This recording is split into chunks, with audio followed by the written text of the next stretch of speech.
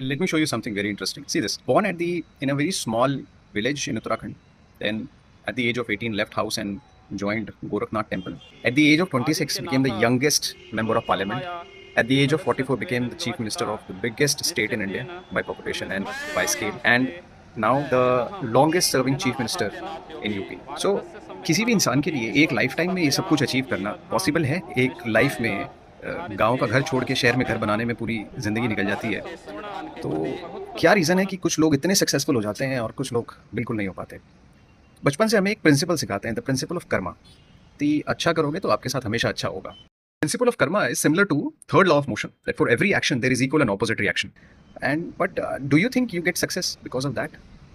अगर ऐसा होता तो इंडिया यूएस और चाइना से पहले सुपर पावर बन चुका होता, क्योंकि हम लोगों ने कभी किसी के साथ इतने गलत काम नहीं किए हैं जितने चाइना और यूएस ने किए हैं। Let me explain. यूरोपियंस ने अमेरिका बनाने के लिए लगभग 6 करोड़ नेटिव इंडियंस को मार दिया। लगभग 90% जो पॉपुलेशन थी उसको पूरा खत्म कर दिया। कुछ बुरा हुआ उनके साथ? They become the super power in the world.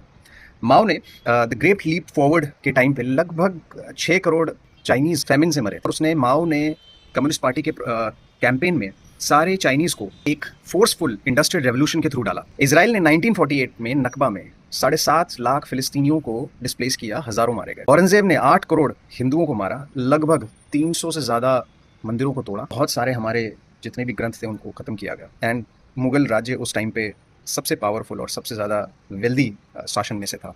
तो इतना सब कुछ एनालाइज करने के बाद what I feel is that एक सिंगल प्रिंसिपल नहीं है जो आपकी सक्सेस को गवर्न करता है। ये the principle of karma is similar to saying ये जो न्यूटन्स थर्ड लॉ है, but if you go deep into physics आपको पता चलेगा।